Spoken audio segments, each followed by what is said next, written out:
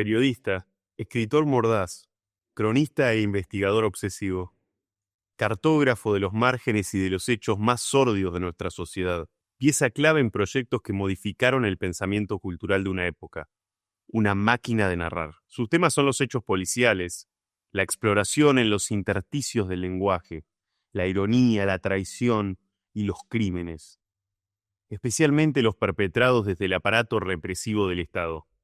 Conversador sagaz, entrevistador astuto, buceador de los senderos de la delincuencia legal y de la institucionalizada, amante de los detalles de la exposición y también, fundamentalmente, un escritor de excepción. En la literatura, ya sea de investigación, novela, crónica o guión cinematográfico, como método para bucear en los datos oscuros y en el fondo de la miseria humana. Para la gran mayoría es sencillamente patán. Con ustedes, Ricardo Rajendorfer.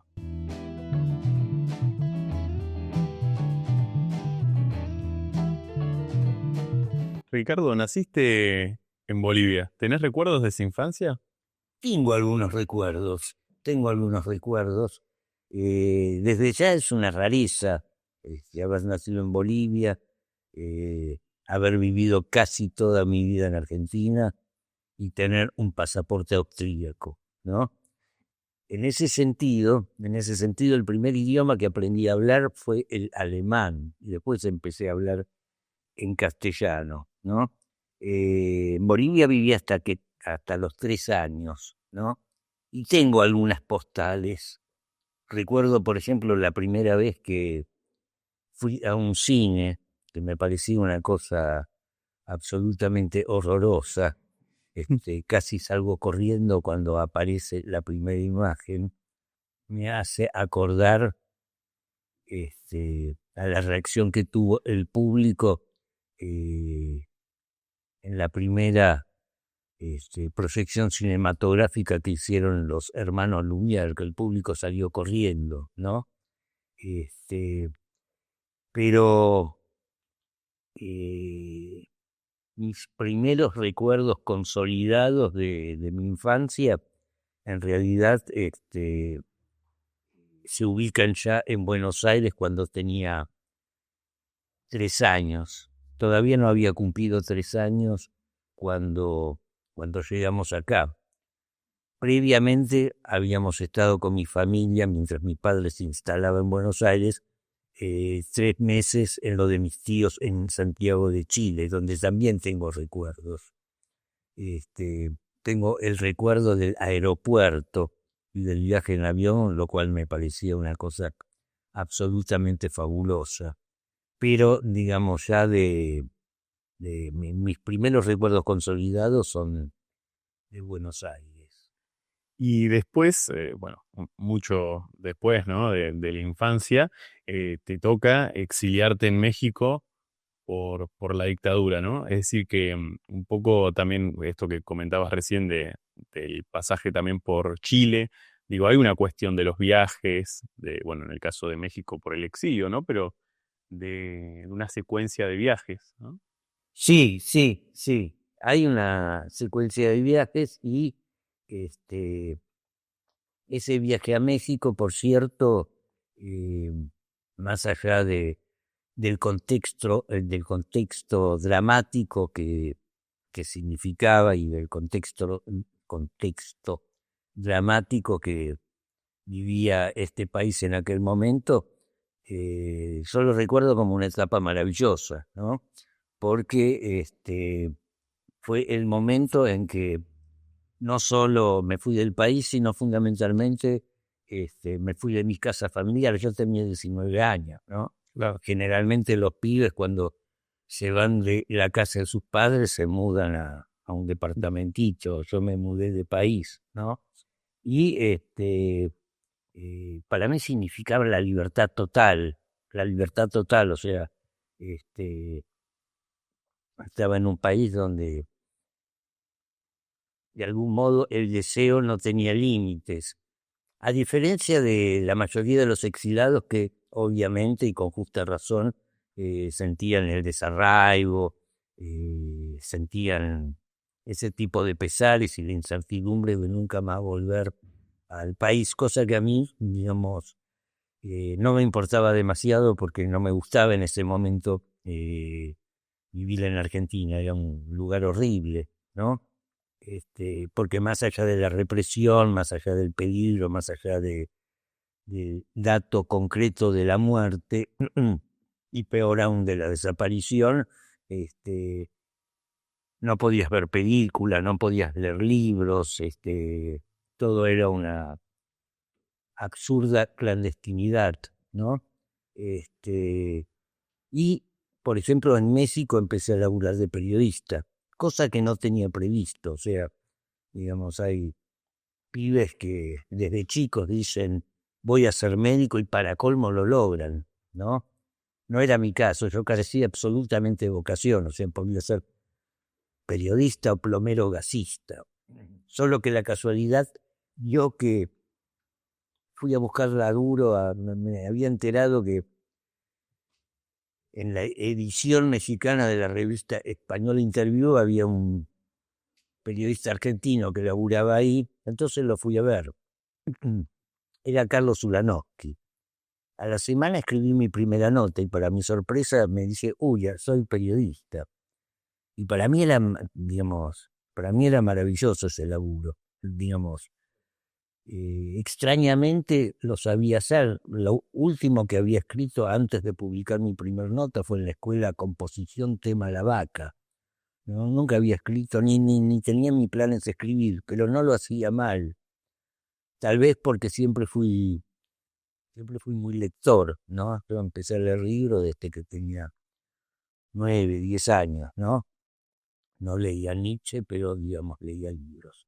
De esa primera experiencia en el periodismo en México, ¿recordás alguna particularidad del periodismo mexicano? Mira, en ese momento existían no muchos medios que resultaran interesantes. Desde luego Interview fue uno de ellos, porque digamos, en España era la gran revista del destape español. Después empezaba a salir el diario Uno más Uno y también la revista Proceso, ¿no?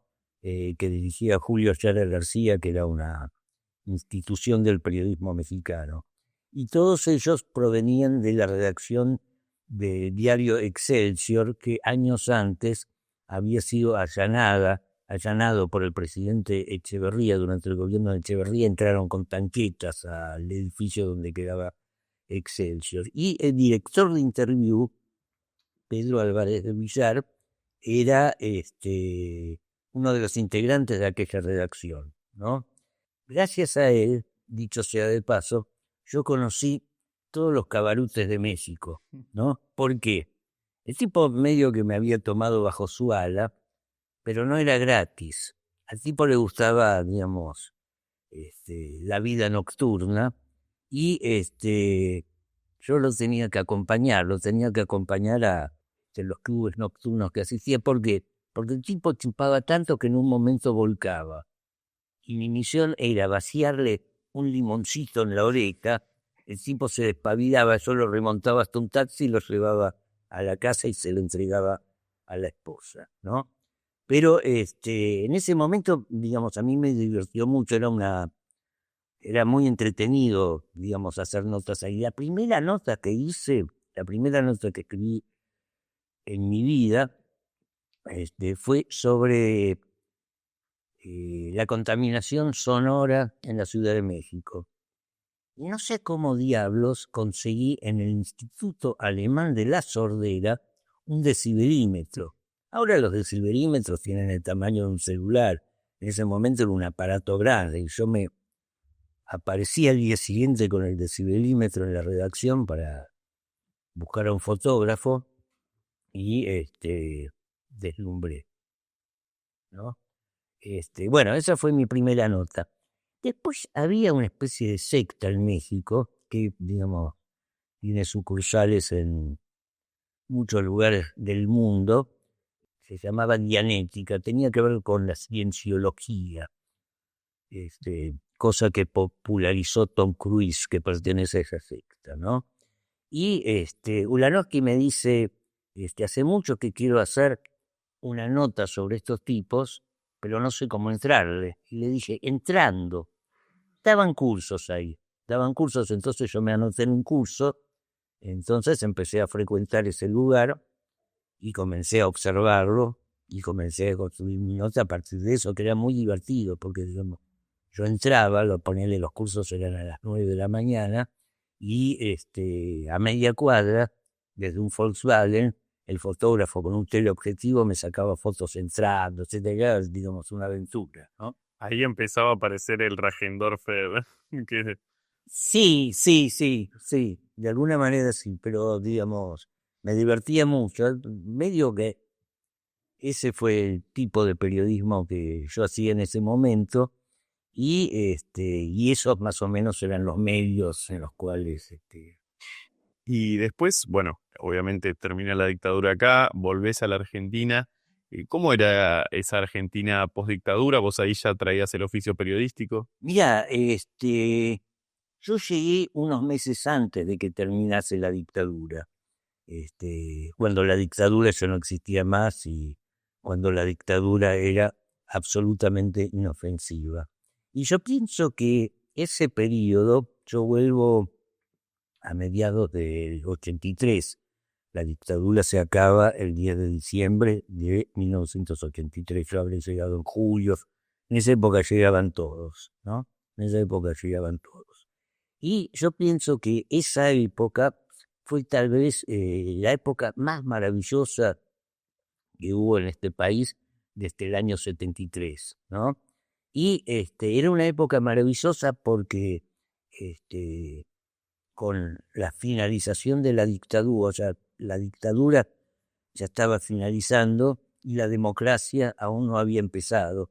Y uno respiraba, uno sentía, en uno palpitaba la certeza de que el futuro se había convertido en presente y ese presente seguía, ojo con los tiempos verbales, absolutamente maravilloso. Cosa que cuando empezó el alfonsinismo nos dimos cuenta que, digamos, no era tan así, digamos, las cosas se iban acomodando a, a la realidad, ¿no? Pero en ese momento uno pensaba que todo sería absolutamente maravilloso, cuando en realidad ese momento era maravilloso, ¿no? Y por otra parte, bueno, comenzaron a surgir nuevos lugares para ejercer el periodismo, comenzaron a surgir un montón de cosas que tenían que ver con ese clima, con esa utopía que se respiraba todos los días. Y ahí yo tengo anotado, ¿no? Que en esa época, ¿no? Vos me podrás precisar mejor, pero escribías en El Porteño, después aparece el Cerdos y Peces. Bueno, ¿cómo fue ese? Sí, mira, en el primer medio en el cual laburé fue en una revista media porno que se llamaba Piel Suave, ¿no? Que dirigía un amigo mío, que yo hacía notas sobre cine, ¿no? Y también escribía algunas cosas de ficción, había- hacíamos un folletín que, digamos, era, por decirlo así, un laburo colectivo, porque había veces que lo escribía uno, a veces lo escribía otro, que giraba en torno a un detective que se llamaba Jesús Rodríguez, un homónimo del dirigente radical, cuya particularidad era que sufría de eyaculación precoz, y eso le traía siempre un montón de problemas, ¿no? Y por otra parte, digamos, si bien yo conocía gente que en ese momento laburaba en el Porteño, o sea, Jorge Di Paola, Briante, con los cuales me había hecho muy amigo, digamos, yo no entré con ellos. Entré de casualidad una vuelta, yo estaba ayudándole a un amigo mío a hacer una mudanza, vivía en Anchorena y Charcas, y bajo a tomar un café y lo veo a Sims, a quien lo reconozco por la foto que salía. Nosotros nos ponemos a hablar, ¿no? Y nos ponemos a hablar de boludeces, de generalidades, ¿no? Y en un momento, le manifiesto, así hablando de bueyes perdidos, que me impresionaba mucho en ese momento en Estados Unidos. A un chabón le habían trasplantado un corazón mecánico. Lo había hecho un cirujano, me acuerdo que se llamaba Harvick. En consecuencia, el corazón se llamaba el Harvick 1. Creo que no hubo un Harvick 2 porque la experiencia fue horrible. Pero yo me acuerdo que me impresionaba mucho porque da una conferencia de prensa con el paciente ya operado, que estaba unido a una enorme consola, y el doctor Harvick, para mostrarle a la prensa la eficacia de su corazón, giraba una perilla como si fuera una perilla de volumen de un tipo de música, y el pobre paciente entraba a jadear desesperadamente. Entonces Enrique me dice, ¿por qué no escribí sobre eso? Entonces mi primera nota en El Porteño fue sobre eso y se llamaba Frankenstein tiene penas del corazón, ¿no? Ahí entro a laburar en El Porteño y paralelamente empiezo a laburar en Las Cerdos y Peces, ¿no? Comienzo a hacer, y que por otra parte, digamos, fueron las primeras notas policiales que hice, una sección que se llamaba Vidas Ejemplares. Eran perfiles biográficos de pistoleros y ampones que a mí me causaban cierta simpatía, ¿no?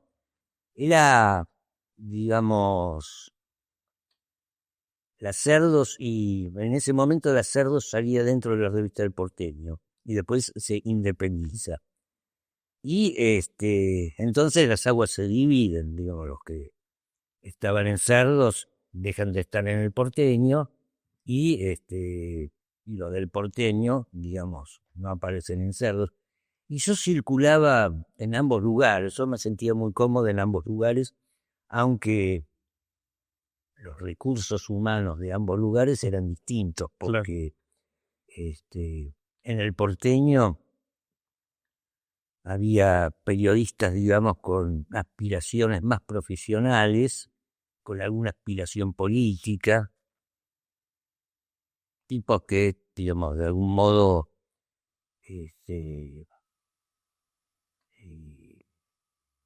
trataban de dar sus primeros pasos en una carrera con ciertas ambiciones. De hecho estaba el Gordo Lanata, de hecho estaba Rolando Brañas, etcétera, etcétera.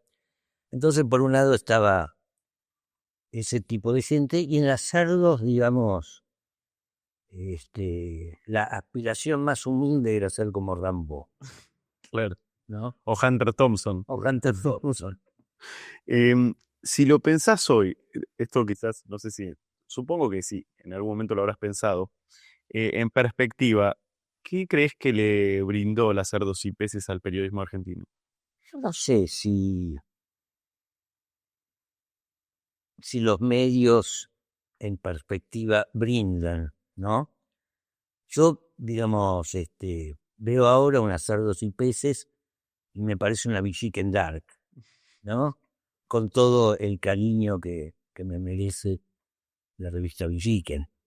Y en ese sentido pienso que, digamos, era una cuestión de época, ¿no? Era una cuestión de época porque, digamos, en este momento, por cuestiones tal vez ajenas a la voluntad de la humanidad, el mundo es mucho más espantoso que en ese momento, ¿no? Pero, por otra parte, tal vez en las páginas de Las Cerdos, tal vez por razones ajenas a la voluntad de sus hacedores, se vislumbraba esa descomposición del mundo, ¿no? Digamos, lo que... Esta nota misma, que la nota que contás vos que hiciste para El Porteño, ¿no? Es un poco también retratar esa cosa medio distópica, ¿no? Claro, claro. Y en ese sentido, y de algún modo, La Cerdos y Peces era una especie de revista post-distópica, ¿no? Era una especie de revista que, en perspectiva lo digo, parecía hecha desde este mundo, tratando de descifrar lo que era el mundo de entonces. Claro. Y después otro de los hechos muy particulares digamos, de tu carrera periodística y en los medios es que fuiste guionista de Fabián Polosecchi. Guionista no, investigador. Investigador. Investigador. Esa fue otra aventura, ¿no? Porque a Polo, así le decíamos, Polito era un nombre artístico, para nosotros era Polo, perdón, al revés, para nosotros era Polito, porque Polo en realidad era el hermano mayor. Lo conocí en la redacción del Diario Sur, que fue, digamos, uno de los lugares más alucinantes en los que laburé. Ahí empecé a hacer periodismo policial en serio, ¿no? Ahí me topé con Juan Carlos Novoa, Cacho Novoa, que fue tal vez el único maestro que tuve en este oficio, y Polito, laburaba en la sección espectáculos, ¿no? Diario Sur era un diario que estaba financiado por el Partido Comunista, con tanta mala leche que justo se cae la Unión Soviética, ¿no? Entonces todos quedamos sin laburo. Entonces Polito consigue hacer eso. Polito previamente había hecho unos microprogramas con ese espíritu en un programa que tenía Petinato por ATC, ¿no? Entonces, Sofovich, que paradójicamente fue el gran artífice del otro lado, el tipo que se le ocurrió hacerlo, le propone hacer ese programa, ¿no? Y entonces el equipo de Puebla éramos todos tipos que jamás habíamos estado en la televisión, ¿no? Salvo alguna vez que mi mamá me llegó a ver en vivo Titanes en la Ring, yo jamás había pisado un canal de televisión, al igual que el resto del equipo, ¿no? Estaba De Santis, Birmacher, yo, y después los pibes que laburaban en la parte técnica, el realizador Nacho Garacino, el jefe de fotografía, Claudio Belz, venían de la escuela de Avellaneda. Pero todos nos conocíamos, qué sé yo, de la calle Corrientes, de los bares, digamos. Y para nosotros fue una especie de juego, en el cual además pudimos instalar todas nuestras obsesiones culturales, por ejemplo, digamos, en la estética del otro lado estaba muy presente el cómic, la novela negra, etcétera, etcétera, etcétera, ¿no? Nuestro lugar físico de laburo era la casa de Polo, hasta que nos dieron una oficina en ATC, que fue muy gracioso, porque esa oficina la compartíamos con la producción del programa Claves para un Mundo Mejor, del Cardenal Cuarachino, ¿no? O sea, esa oficina era una mezcla de hostias y cocaína, ¿no? Mi laburo era, digamos, armar los programas. Claro, eso. ¿Cómo era tu rol como investigador? Yo dije guionista, pero investigador, que era... Y tenía que, digamos, armar todo el contenido del programa, ¿no? Y al respecto vamos a contar una anécdota. El primer programa, que fue sobre policías y ladrones, en ese programa subyacía un plan de fuga, ¿no? ¿Por qué? En ese programa, como es sobre policías y ladrones, metemos un policía, un comisario que nos cuenta cómo hace el mundo del delito, etcétera, etcétera. pero también, digamos, fueron entrevistados 3 pistoleros amigos. Uno, el cura Pérez. El cura Pérez no era cura, sino se había mandado un achaco con una sotana puesta una vez y le quedó el mote de cura, ¿no?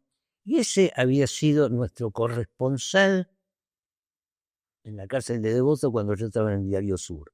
Porque el tipo una vuelta me manda una carta, veo que escribe muy bien, entonces empezó a escribir seguidamente para el Diario Sur. Y también aparece el gitano Belizar Sarmiento. El gitano Belizar Sarmiento, yo llego al gitano por otro muchacho que estaba preso con él, el sordocito, que había sido un muchacho que había estado en la famosa banda del Pichón La Siniestra. Entonces yo lo voy a ver al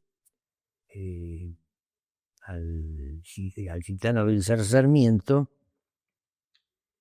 y me dice, te quiero pedir un favor. Y le digo, bueno, son todos oídos. Me dice, no, me da un cassette y me dice, acá te explico todo. Entonces el tipo me explica que, que tenía un montón de causas. Salto a Agua y Energía de Mendoza, al Banco de Galicia, de Córdoba, etcétera, etcétera, etcétera. Pero no lo querían mover de la cárcel de Olmos por miedo a que se escape. Y él se quería escapar. Entonces necesitaba un traslado. Y la única manera de solicitar de que le den un traslado era que algún juez mueva una de sus causas en los diferentes lugares donde tenía causas, ¿no? Incluso me acuerdo en el cassette el tipo dice, ¿por qué se quiere rajar? Me dice, hay tanta guita en la calle que espera que venga uno y se la lleve, y yo acá, ¿no?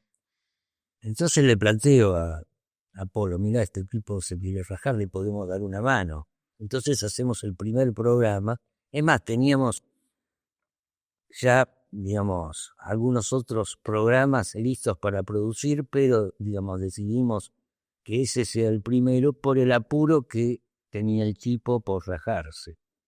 Al final lo hacemos, al final lo hicimos. Al final al tipo lo trasladan, pero no se puede rajar. No se puede rajar, nunca supe más de él, hasta que en el año 2007 yo presenté una antología periodística que me publicó la revista Caras y Caretas en la Feria del Libro. Se hace la presentación y de pronto él aparece entre el público. Así me lo volví a reencontrar al gitano Belizar Sarmiento. Tremendo. Te quiero preguntar, acá bueno, tenemos un orden de preguntas para ir charlando, pero vos recién hablamos de Polo, de Fabián Polosecchi, también te tocó trabajar con Juan Castro, ¿no? Que son dos personajes muy particulares en la televisión, ¿no? Sí, sí, sí. Entre otras cosas porque, digamos, tuvieron muertes muy prematuras. Claro, pero más allá, ¿no? Digo, Sí. sin ir a eso, en cuanto a lo que hicieron en la televisión, ¿no? Un poco vos lo retratabas también con esto de que llegaron al estudio y era como un juego, ¿no? Sí, mira, yo pienso que lo de Polo fue no una cosa que sentó un precedente, porque, digamos, hubo muchos programas que trataron de apropiarse de ese formato, y en realidad fueron programas en los cuales había un chabón que actuaba de Polo, pero no sabía preguntar, ¿no? Si algo tenía Polo era, además de una sensibilidad extrema, su forma de entrevistar era absolutamente singular. Había muchos que señalaban que esa forma de preguntar a partir del silencio, preguntar a través de pequeñas interjecciones que van guiando el discurso del entrevistado, Polo tenía, digamos, el don de hacer que el entrevistado se desnudara ante él. Y, digamos, casi todos los entrevistados de Polo, o casi todas las personas que pasaron por el otro lado en calidad de entrevistados, eran personas que tenían buenos motivos para no desnudarse, ¿no? Para no desnudar su alma. Pero muchos decían que el estilo de Polo probablemente proviniese de un gallego que hizo un programa de televisión en esa época que se llamaba El Perro Verde, Jesús Quinteros. Jesús Quinteros, cuya gracia era en realidad decir que empezaba una pausa comercial, dejar la cámara prendida, entonces lo escrachaba al invitado diciendo cosas sin saber que lo estaban filmando. Esa era su única gracia. Pero en realidad, digamos, si Polo tenía alguna influencia como entrevistador, esa influencia provenía de alguien que ambos admirábamos mucho, Roberto Galán. Roberto Galán. A nosotros nos fascinaba ver Yo me quiero casar y usted, porque, digamos, con la excusa de que había 3 señores que querían conocer a 3 señoras, Galán los entrevistaba y hacía exactamente lo que haría Polo muchos años después, o sea, desnudaba el alma de esas personas con pocas palabras, con pocas preguntas, con ese tipo de interjecciones, ¿no? Y por otra parte, Juan Castro era más un animal de la televisión,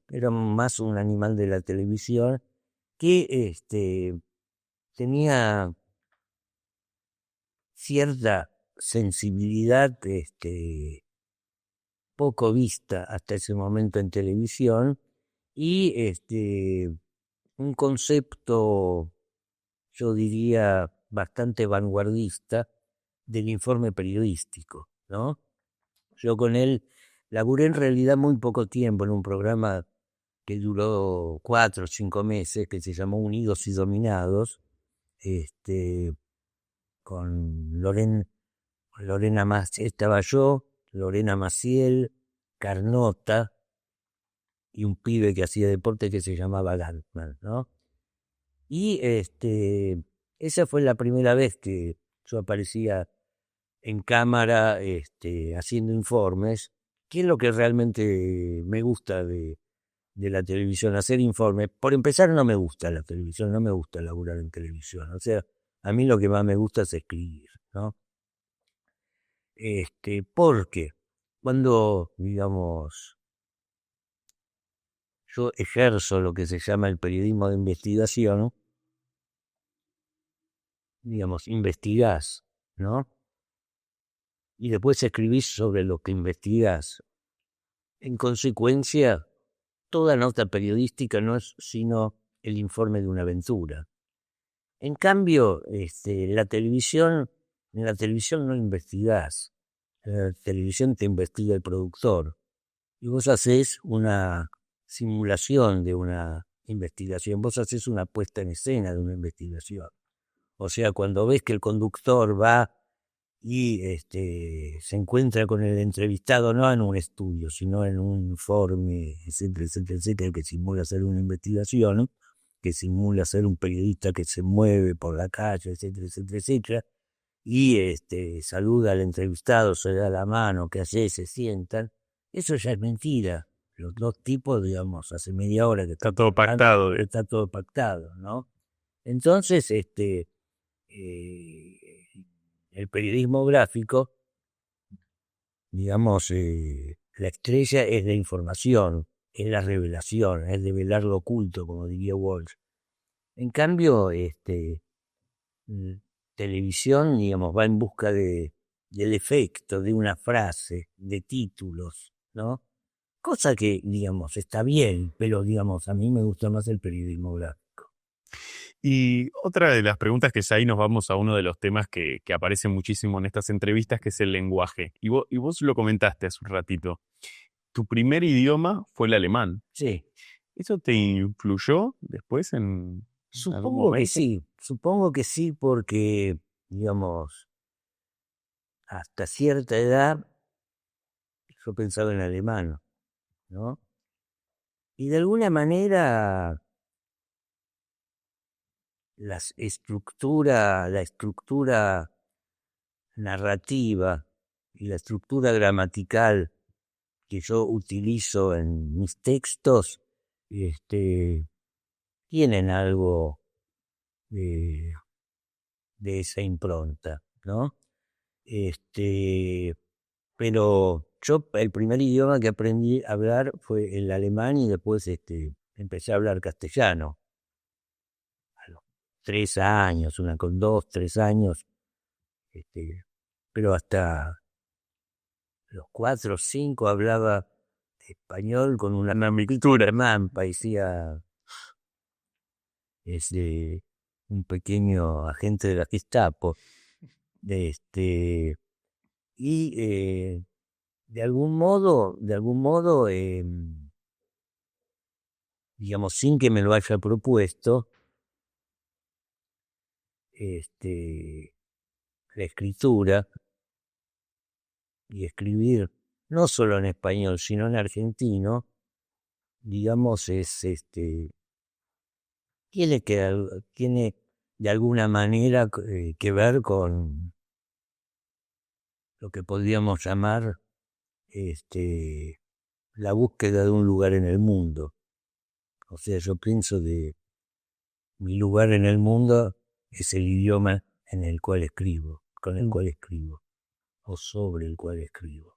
Recién cuando empezaba la entrevista mencionabas que tu primer recuerdo de Bolivia es entrando a un cine, ¿no? Eh, ¿Te pasó de participar en un montón de películas, de producciones, de escribir guiones y de que también tus libros sean adaptados al formato del cine? Eh, ¿cómo lo llevaste eso? Particularmente las adaptaciones o el llevar textos de investigación al cine, ¿cómo lo viviste, no? Mira, a mí me hubiera gustado ser director de cine, pero en un momento dado me di cuenta que la producción cinematográfica, el acto del rodaje, digamos, me pondría demasiado fóbico, lleno de personas, un quilombo, repetir escenas, etcétera, etcétera, etcétera. Creo que, como diría Godard, todo cine sobre la página en blanco. Y, de hecho, creo que mis textos tienen una impronta cinematográfica, bastante importante. Y mi formación, o parte de mi formación, es absolutamente cinematográfica, porque yo de pibe, desde los 9, 10 años en adelante, durante mi infancia, yo iba al menos 3 o 4 veces por semana al cine Rosedal, que quedaba cerca de mi casa. Yo me crié en Palermo Chico, y el cine Rosedal quedaba en la calle Serrano, que ahora se llama Borges, creo, y Santa Fe. Y yo ahí me veía 3, 4 películas cada vez que iba. O sea, 3 películas. Pasaban un western, pasaban un policial y pasaban alguna película de cine de autor. Me iba ahí 4 veces por semana, ¿no? Y creo que en esas circunstancias es posible, no estoy seguro, pero es posible, que haya aprendido a narrar, ¿no? Y con respecto a las adaptaciones, este, es raro porque A Bioy Casares le causaba horror los cineastas que querían adaptar sus obras, ¿no? Mis experiencias al respecto son El túnel de los huesos, ¿no? Mm. Que está, eh, que la versión cinematográfica de una crónica mía que publiqué en página 30 sobre una fuga de voto, donde los presos se fugan por un túnel y pasan, en ese túnel pasa por un osario clandestino, donde, digamos, había un montón de huesos, probablemente de alguna masacre. Después averiguamos que eran los huesos de las víctimas de la masacre del Pabellón 7, una matanza de presos que hubo en el año 78, en un motín. Claro, la del pabellón séptimo, ¿no? Claro. Y Nacho Gracino, que era el realizador de El Otro Lado, hace una película en el año 2012, creo, ¿no? Donde yo hago un pequeño papel. Mm. Donde yo hago un pequeño papel y me voy a permitir una anécdota. Hago un cameo donde yo me paseo por el patio de la cárcel con Raúl Taibo, que hace del capo de la fuga. Entonces yo le digo que baje el perfil, porque todo el mundo se estaba dando cuenta que estaba organizando una fuga, y digo, ahí me permito hacerle un homenaje a Chandler, porque digo, baja el perfil porque estás pasando tan desapercibido como una tarántula en un plato de leche, ¿no? Que así empieza el largo adiós de Chandler, ¿no? Entonces, digamos, esa escena sale en la película. Muchos años después, en el año 2014, yo escribo una novela que se llama La maldición de Sal si puedes, y entonces en un momento dado, un protagonista le dice a otro, con él, con este coche que estaba ploteando, no viene al caso, pero luego con este coche, Que llamaba la atención. sí, vamos a pasar tan desapercibidos como una tarántula en un plato lleno de leche. Entonces el interlocutor de quien pronuncia eso le dice, esa frase se la afanaste a Chandler, y el otro le contesta, no, la escuché en una película sobre presos. Qué genialidad. Te quiero preguntar, Ricardo, recién lo hablábamos un poco, bueno, es el tema, ¿no? De la escritura y de la investigación, del periodismo de investigación, pero digo, la escritura ampliándolo por fuera del periodismo, porque has escrito libros de investigación, crónicas, notas. ¿Cómo es ese proceso de investigación, de búsqueda de los datos, que generalmente en todos tus escritos es muy detallada? Mira,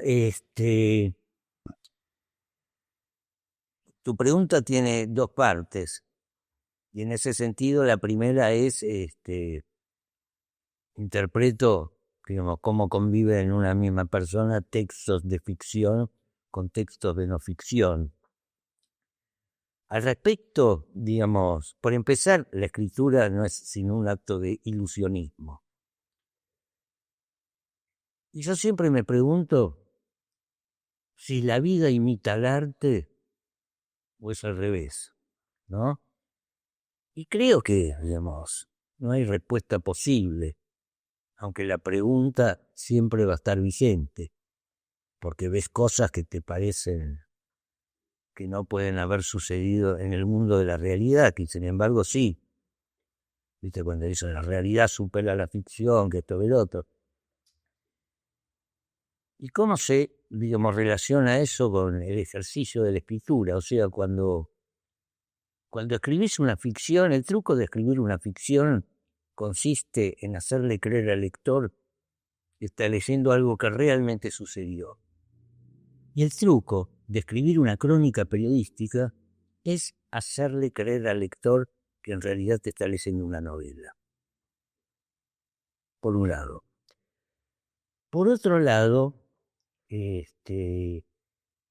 sí, a mí, digamos, me interesa mucho el detalle. Es más, digamos, la investigación en sí, o el tema de la investigación en sí, el curro, el asesinato, etcétera, etcétera, etcétera, pasa a un segundo plano o se convierte en una excusa para describir, ¿no? Y para describir tenés que ver, ¿no? Por eso digo que una nota, un texto no es sino el informe de una aventura. Pero no solamente, digamos, tenés que indagar el hecho específico que querés desentrañar, sino también, digamos, tenés que atrapar el color de esa historia, o el color de los lugares donde transcurre esa historia, la respiración de esa historia, ¿no? El pulso de esa historia. Y en ese sentido, fíjate vos que cuando yo escribí, te voy a dar un ejemplo que, digamos, yo lo suelo repetir con asiduidad, pero me voy a ceñir a uno. Cuando yo escribí Los Doblados, que es un libro sobre una investigación periodística sobre las infiltraciones efectuadas por el Batallón 601 en las organizaciones guerrilleras de la década del 70, yo engancho, digamos, a partir de eso surge la idea del libro, yo engancho un represor que, digamos, se había encargado de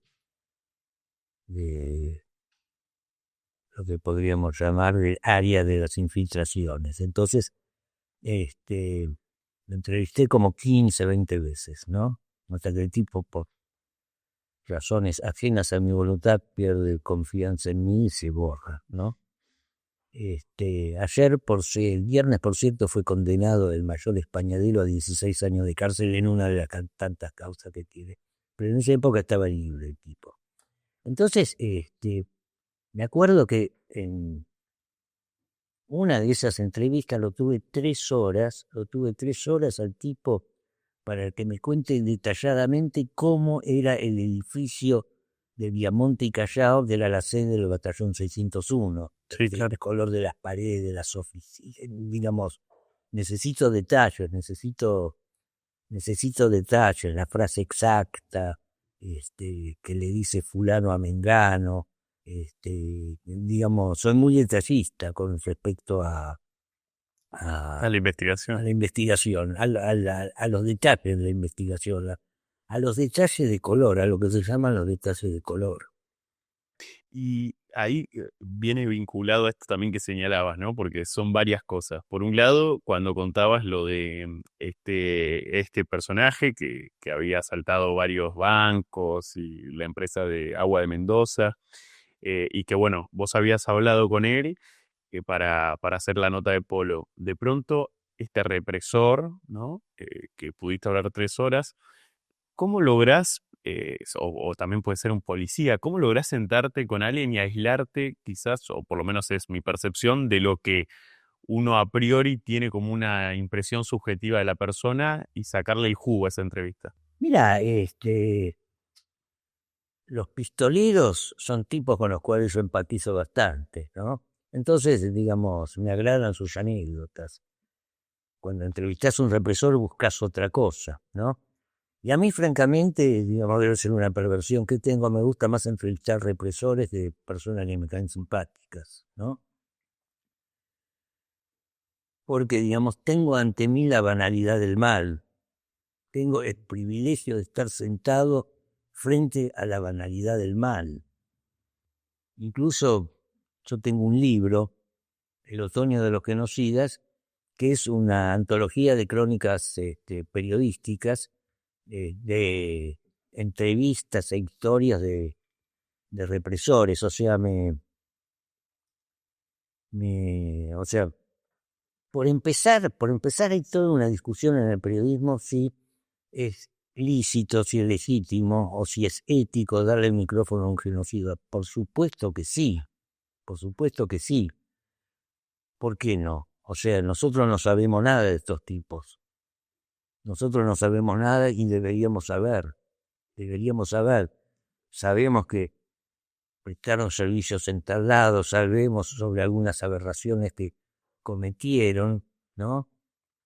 pero lo que no sabemos o lo que no queremos saber, que son tipos en apariencia muy parecidos a nosotros, son tipos de, digamos, se levantan, desayunan con su mujer, acarician la cabeza a sus hijos y después se van a torturar y vuelven a su casa como de cualquier otro laburo, ¿no? Son la banalidad del mal realmente. Claro, sí. En ese sentido, digamos, hablar con ellos, digamos, es lícito, porque, digamos, los tipos, aun cuando te hablen el clima, demuestran quién son. Lo que no hay que hacer es discutir con ellos, porque es como tratar de hablar, qué sé yo, de astronomía con alguien que cree que la luna es un pedazo de queso gruyere, ¿no? Y lamentablemente siempre que un periodista entrevista a un tipo como eso, un tipo de estos, termina discutiendo. Le dicen, bueno, pero torturar no es muy ético, más bien que no es muy ético.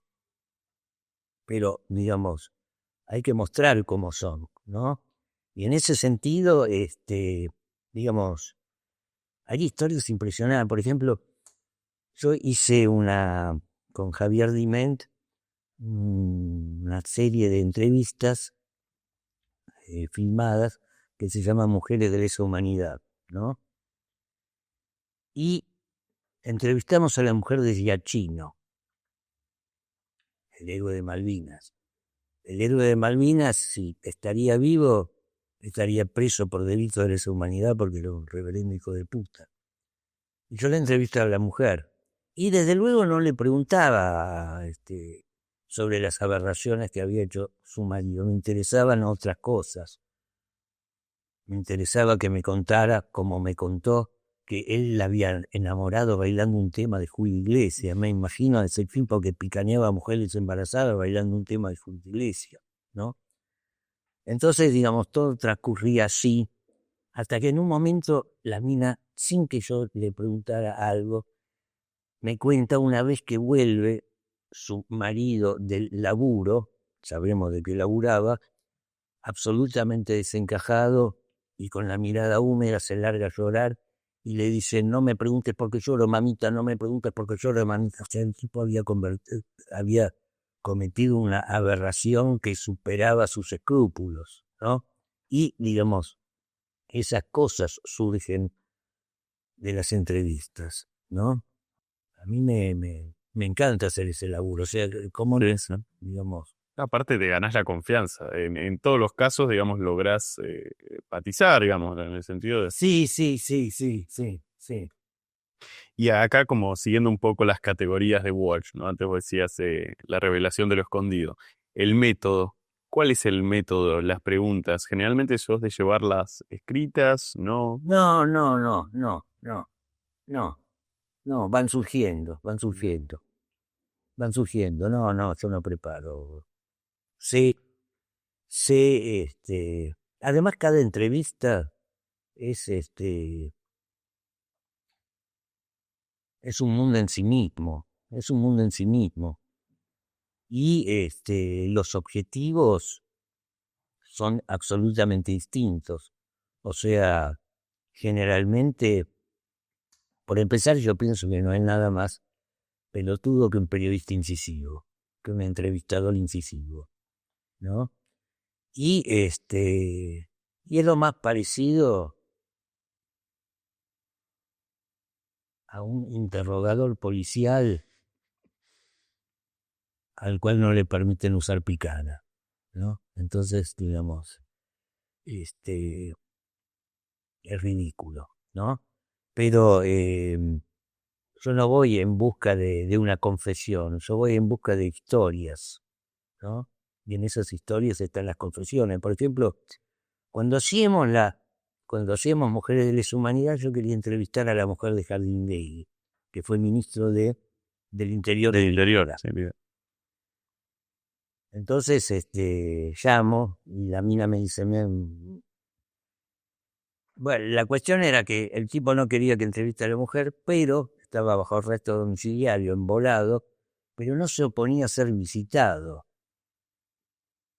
A los 2 días me caigo en la casa con 1 kilo de masitas, con 1 kilo de masitas finas, ¿no?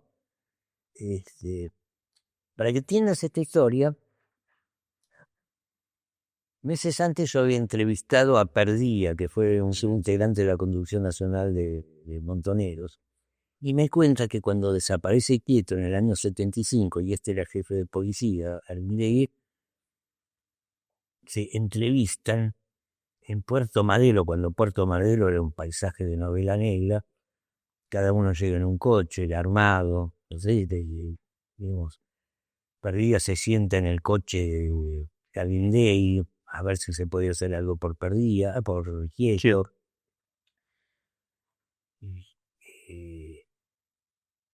Galindei le dice, no solo no se puede hacer nada, sino que ahora los cadáveres no van a aparecer. Le cuento cómo va a ser la cosa, una cosa impresionante. Bueno. Cuando lo veo a Jardindegui, esa vez, Jardindegui me cuenta exactamente lo mismo. Exactamente lo mismo, pero desde su punto de vista, era impresionante. Con un detalle.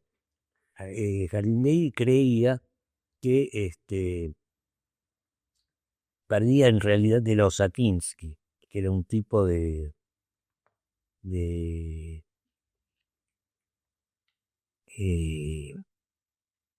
las Fuerzas Armadas Revolucionarias, ¿no? Bueno, me cuenta exactamente lo mismo, ¿no? Cosa que me impresionó. Él se confunde el interlocutor cuando te lo Confunde el interlocutor porque ya estaba medio cagada. Yo lo entrevisté 3 semanas antes de que muriera. Es más, cuando lo ve en ese momento, porque eso me lo cuenta Perdía, le dice, usted es Osatinsky. No, le dice, usted debería saber que Osatinsky lo mataron ustedes hace 2 meses. Le contesta Jardindegui, el general Viola no me dijo nada al respecto porque aún se está limpiando el uniforme del bombazo que ustedes le metieron, ¿no? Una cosa así, ¿no? En esos términos transcurre todo, ¿no? Entonces, termina la entrevista, digamos, al día siguiente yo lo llamo al pelado, a Perdía, y dice, pero vos no sabés el final de esa historia. ¿Qué pasó? Perdía es abogado, por lo tanto, camina por tribunales. Y tribunales tiene un ascensor, es un ascensor donde caben 20 personas, sí, claro. Y siempre hay una fila de 20 personas esperando. Ahí estaba Perdía aquel día. Baja el ascensor, se abre la puerta, bajan los 18 de los 20 tipos, y los 2 últimos eran un señor que empuja una silla de ruedas y un señor sentado en una silla de ruedas. El señor de la silla de ruedas era Jardindegui. Y cuando se cruzan, se miran, durante 5 o 6 segundos se miran y después sigue cada uno su camino. Cierre perfecto. Tremendo. Pero fíjate vos, digamos, está en esos detalles, Claro. digamos, por ejemplo, yo iba muy seguido a verlo a Gorriarán cuando estaba preso en Devoto. Y Gorriarán vivía en Devoto, en la cárcel de Devoto, aislado de la población carcelaria, en una especie de monoambiente donde tenía pósters, libros, parecía un coqueto monoambiente. Y la primera vez que entro, veo el póster de una obra de teatro que se llama Santucho. Y yo la conocí esa obra porque esa obra la había escrito y la había actuado un amigo de mi ex mujer que se llama Daniel Rito, ¿no? Entonces cuando entro veo ese póster con Rito haciendo de Santucho, le digo, uy, yo lo conozco a este tipo. Y me dice, la obra es maravillosa, ¿vos la viste? Y le digo, no, pero Rito no, la tenés que ver, me dice, maravilloso. Le digo, ¿vos cómo la viste? No, porque me dice, es un unipersonal y me la interpretó acá mismo. Entonces, digamos, yo me imaginaba esa escena, o sea, Es digna de una obra de teatro esa escena. Rito haciendo de Santucho en una celda de Devoto teniendo como único espectador a Gorriarán. Esa era la obra, exactamente. Vamos con las últimas dos Dale. preguntas, Ricardo. La verdad, un placer. Bueno, fueron saliendo varios de los títulos y has investigado mucho, has escrito mucho sobre los años 70, ¿no? Sobre distintas perspectivas, ¿no? Como decías, inclusive también con un documental como es Mujeres de Lesa Humanidad, Los Doblados, Patricia, inclusive hace poco el libro de Bullrich, que también profundiza en esos años. Em, ¿Por qué ese interés? Más allá de que fuiste contemporáneo, digamos, de lo que lo viviste y demás, ¿hay algo que te... Mira, yo pienso que por empezar, abracé la crónica policial, digamos, porque era, pienso yo, lo más divertido, lo más eh, literario que puede tener el periodismo, ¿no? Porque si no tenés que escribir sobre personajes como, qué sé yo, como Macri, o como Santiago Cafiero, que, digamos, es un buen tipo, pero digamos, este, no es un personaje de Dostoyevsky, ¿no? Y de ahí, digamos, me interesó, digamos, la criminalidad dentro de la fuerza de seguridad. Y de ahí salté a, digamos, la exploración de los aparatos represivos de la dictadura, ¿no? Cosa que me interesaba no solamente porque, digamos, yo había vivido esa época, sino, digamos, hay tal vez un interés rayano al morbo, ¿no? Pero, digamos, eh, en mi búsqueda de villanos, los esquemas represivos de la última dictadura son una especie de paraíso, ¿no? Aunque suene mal decirlo de esta manera, ¿no? Y en el libro de Patricia, francamente, digamos,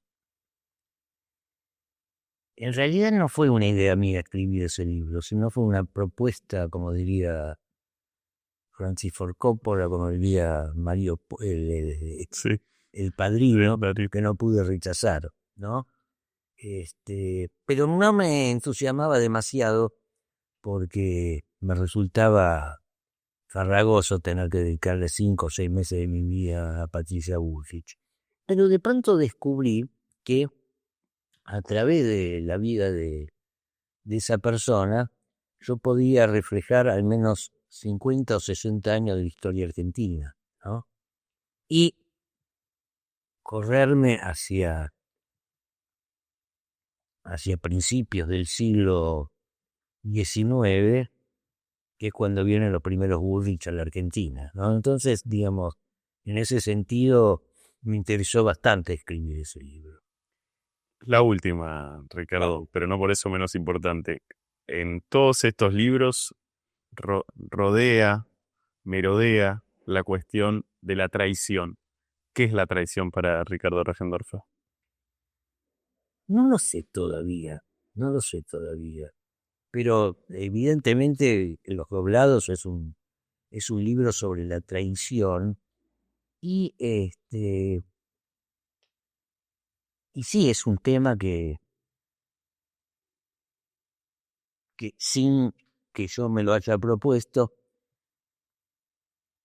revolotea mucho acerca de lo que se podría llamar mi obra, ¿no? Y fíjate vos, yo antes hablaba del vínculo que existe entre lo que yo hago y el cine, y eso me di cuenta, después de escribir Los Doblados, que tal vez yo no hubiera escrito ese libro si en mi adolescencia no hubiese visto una película de Jean-Pierre Melville que se llama El Ejército de las Sombras. El Ejército de las Sombras, que trata justamente sobre la traición en el marco de la resistencia francesa. Está basado en un libro de Joseph Kessel, que era un escritor y periodista francés muy importante de la época, que paradójicamente había nacido en Entre Ríos. ¿No? Pues sus padres estaban circunstancialmente acá y volvieron a Francia, ¿no? Es raro porque creo que nunca traicioné ni fui traicionado, ¿no? Pero digamos, en última instancia, uno de los patrones más comunes de la maldad humana es justamente la traición. Todo acto indigno, pienso yo, comienza con una traición. Creo yo que es el primer peldaño del mal. Muchas gracias, Ricardo.